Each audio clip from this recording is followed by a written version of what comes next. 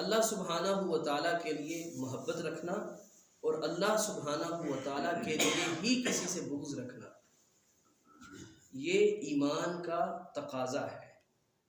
اس کے بغیر انسان کا ایمان مکمل نہیں ہو سکتا، وہ اپنے توحید کے دعوے میں سچا ثابت نہیں ہو سکتا جب تک اللہ کا دوست اس مومن کا دوست نہ بن جائے اور اللہ کا دشمن اس کا دشمن نہ بن جائے۔ اب یہاں ہمارے ذہن میں ایک سوال اٹھتا ہے کہ شیخ الاسلام محمد بن عبد الوہاب رحمہ اللہ، جنہوں نے توحید کی طرف لوگوں کو دعوت دی اور جو انہوں نے ایمان کا ذائقہ چکھا، وہ چکھ کے صرف اپنے تک ہی محدود نہیں رکھا، پھر انہوں نے جو چکھا تھا اس کو اوروں کو بھی چکھانا چاہا، اور کسی بھی قسم کی مخالفت کی پرواہ کیے بغیر انہوں نے یکسوئی کے ساتھ دعوت اللہ اور دعوت التوحید، دعوت السنہ کا کام کیا، اور اس کے اثرات آج تک ہم سرزمین حجاز میں دیکھتے ہیں، آج تک اس دور میں بھی۔ تو آپ ایمانداری سے بتائیے، الولا والبراء کے عقیدے کی روشنی میں محمد بن عبد الوہاب رحمہ اللہ کی شخصیت وہ ہماری محبت اور دوستی کے لائق ہے یا ہماری دشمنی اور بغض کے لائق ہے؟ یقیناً ہماری محبت اور دوستی کے لائق ہے۔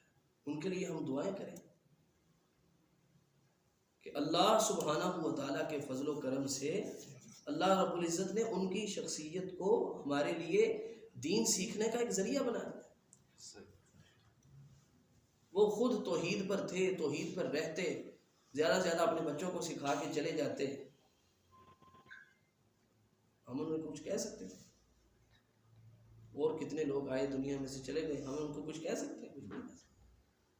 لیکن امت کا درد انہوں نے دل میں، کیوں انہوں نے یہ چاہا کہ توحید جس کے بغیر آپ کی نمازیں ضائع،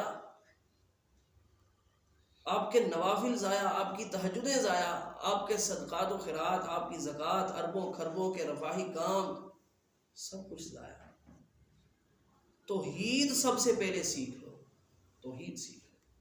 اس کے لیے انہوں نے تصنیفی کام بھی کیا، اپنی زبان کے ساتھ بھی لوگوں کو دعوت دی، اور اللہ رب العزت نے ان کو انعام کے طور پہ آل سعود کو ان کے ساتھ ملا دیا۔ آل سعود کو اللہ تعالیٰ نے ہدایت دے دی اور وہ ان کے ساتھ مل گئے۔